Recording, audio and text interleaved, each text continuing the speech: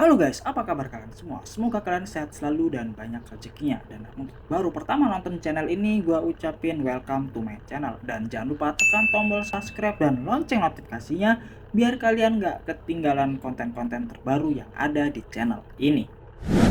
Jauh sebelum heboh mobil SMK, Indonesia sudah memiliki program mobil nasional digagas oleh putra Presiden Soeharto, Hutomo Mandala Putra atau lebih dikenal dengan Tommy Soeharto. Mobil Nasional Timor sendiri merupakan kependekan dari Teknologi Industri Mobil Rakyat. Ia lahir melalui instruksi Presiden atau Impres nomor 2 tahun 1996 tentang pembangunan mobil nasional.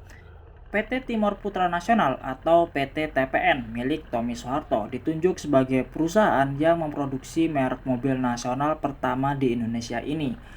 Tommy bekerja sama dengan Kia Motors yang dimana PT TPN akan membuat mobil Kia Sepia versi Indonesia.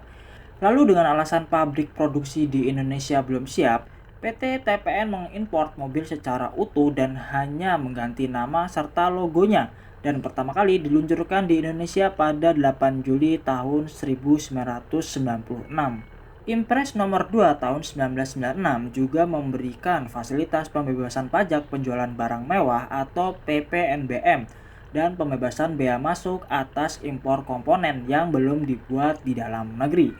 Kehadiran Impres yang memberi berbagai keistimewaan kepada Timor itu memicu protes dari kalangan industriawan mobil asing yang menilai pemerintahan Indonesia tidak adil dengan produsen mobil asing di Indonesia. Pembebasan pajak ini pun diprotes oleh Amerika, Jepang, dan berbagai negara Eropa lainnya dan dibawa ke World Trade Organization atau WTO. Maklum saja, saat itu Presiden Soeharto mengeluarkan kebijakan soal import mobil yang menuntut produsen mobil lokal asing supaya menggunakan 60% komponen lokal jika ingin dibebaskan dari pajak impor. Sementara Timor yang tidak memiliki prototipe atau mengimpor mobil secara utuh bisa dapat keistimewaan berupa kebebasan pajak impor.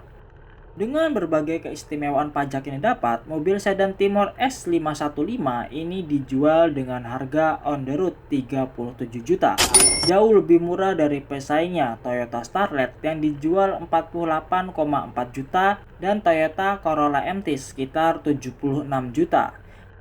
Tak hanya hadir dengan satu model saja, Timor memiliki varian seperti S515, S516i, S513 atau S2 City Car, SL516i Limousine 4 pintu dan 6 pintu, serta SW515i berbadan station wagon untuk karoseri. Namun, Timor versi sedan memiliki varian paling populer pada saat itu.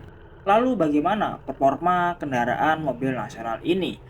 Berdasarkan data Gabungan Industri Kendaraan Bermotor Indonesia atau GAIKINDO, merek mobil Timor ini cukup laris. Bahkan di tahun pertamanya merangsak ke posisi ke-6 besar penjualan mobil di Indonesia pada tahun 1997 sebesar 19.470 unit atau lebih besar dari Nissan yang hanya mencatat penjualan 9.307 unit. Namun cerita mobil nasional Timor tidak berlangsung lama. Pada tahun 1997 terjadi krisis moneter di Asia Tenggara yang juga berdampak ke Indonesia.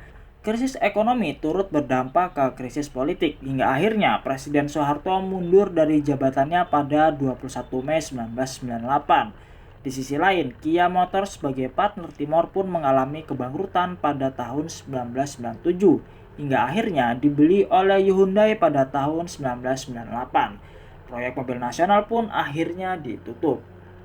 Nah, sekarang udah pada tahu kan sejarah mobil nasional Timor yang diharapkan menjadi mobil nasional Indonesia, tapi malah gulung tikar. Dan oke, segitu video dari gua. Semoga bisa menambah wawasan dan pengetahuan buat kalian. Dan jika ada kesalahan di video gua, kalian bisa bantu dengan merevisi di kolom komentar. Terima kasih sudah menonton dan sampai jumpa di konten selanjutnya.